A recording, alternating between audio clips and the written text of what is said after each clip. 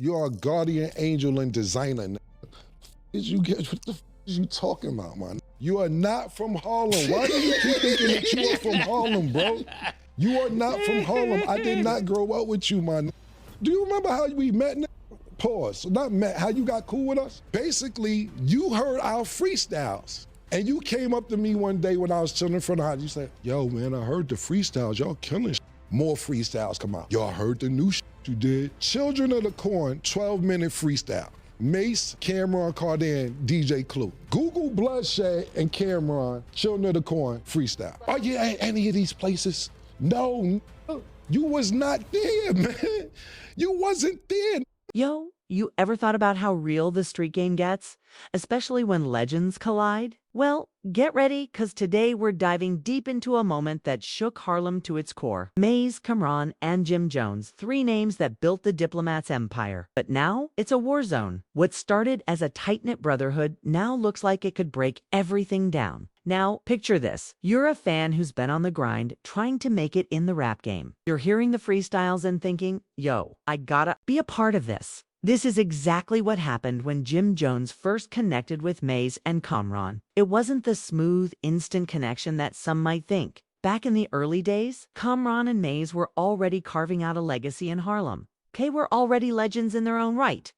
And then in comes Jim Jones, who is just starting out in the game, trying to get his foot in the door. But it wasn't just any, hey, I'm a fan kind of introduction. Jim didn't come with just admiration. He came with persistence. Yo, you were a fan. You were begging to come into this circle. You heard our freestyles. You asked to be down with us. But you didn't put in the work. You weren't there when we made Children of the Corn.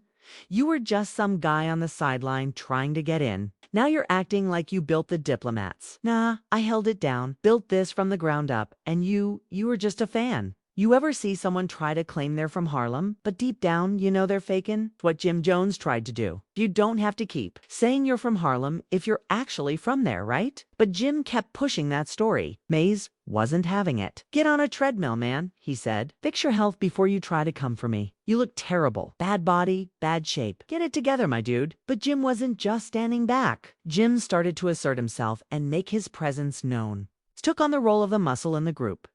While Cameron was the artist and Mase was the CEO, Jim was the protector, the enforcer. It's the one who made sure no one messed with the Diplomats. But here's the thing. Mase and Cameron didn't need anyone to tell them what the game was about. They already knew the streets. They had that natural chemistry and bond. They had the history. And Jim's role. 'Twas more of an auxiliary one. He was the guy who made sure things didn't go left. And at the beginning, that was cool. But over time, something changed. Let's break this down a little bit. The dynamic of the Diplomats was always about building each other up.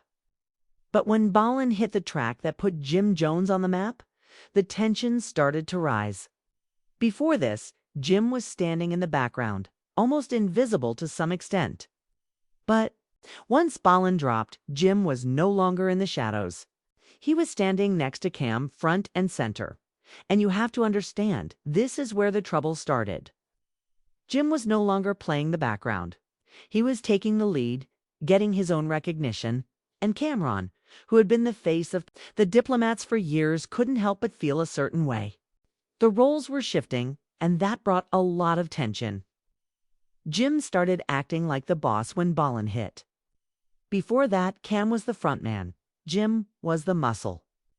But once that track dropped, Jim was standing in front of Cam. You could see the jealousy brewing.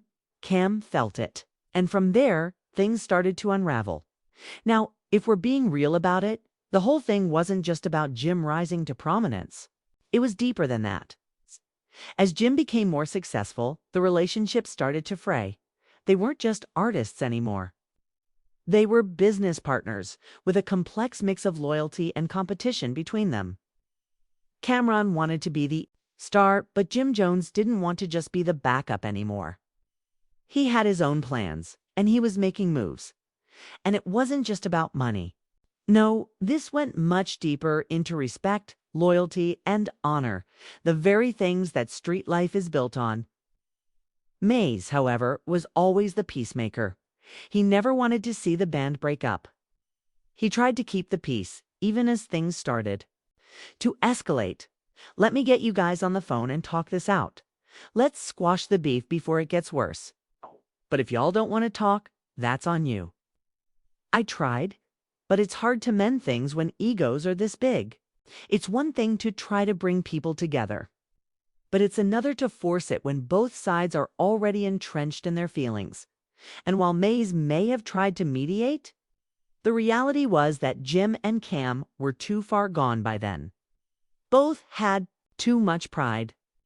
Cam didn't want to accept Jim's new role in the spotlight, and Jim didn't want to fall back anymore. It was a classic case of success breeding jealousy. And when that jealousy seeps into the relationship, it makes things harder to fix. I can't force people to talk, but I gave it my all. That's what I wish someone would have done for me 30 years ago. What's crazy? Jim's running around saying he made the Diplomats. Nah, you didn't make it. You were just a piece of the puzzle, playing your role as the muscle. Cameron was the artist. You were the one making sure no one robbed him or disrespected him. That's it. The thing is, it's easy to look back at this and think that it was all about egos. But if we're being honest, it was really about loyalty. They were a crew, and once one person started to step outside the role they were playing, things started to get messy. The trust was broken, and that's what led to the fallout. So, what does this mean for the legacy of Diplomats? Well, in the eyes of many, it's not about whether Cam or Jem was more important to the group. It's about what they built together. At the end of the day, both were necessary. But their relationship became complicated when business and success got in the way of their brotherhood. Now, look at the aftermath of this beef. It's not just about who said what to who, it's about how they all react to these stories coming out. Mase has always been that one figure who never wanted to tear people down. He just wanted things to be right. His entire stance was always about bringing people together, but we can see how that's becoming more and more difficult as the years go by. Look, I know the history. Cam's my brother. But what people don't understand is that I tried to get them to work it out. I told them, let's sit down, but sometimes it's too late. The damage is done. Mase's efforts to bring people together might have been genuine, but in the world of rap and street culture, sometimes once things are broken, they can't be fixed easily. Too many emotions, too much history. And so the cycle continues. As we wrap up, let's think about the future of the Diplomats. Are they ever going to reconcile? Or are they just too far gone to fix it? What's clear is that their feud, despite all the talk of success and rivalry, it's more about personal pride in what each of them is willing to lose. Mase, Cameron, and Jim Jones have all left their mark on hip-hop. And while we watch this saga play out, one thing is clear. These are legends in their own right. The question now is whether they can bury the hatchet before it's too late. So, what's the takeaway from all of this? Mase tried to be the peacemaker. Cam and Jim are caught up in a cycle of competitive rivalry that goes back years. And at the end of the day, it's all about the bigger picture. The old school beef isn't going anywhere, but sometimes you just gotta let the chips fall where they may. Peace is a hard thing to come by when egos and success are involved. What do you think? Let us know your thoughts, Bello.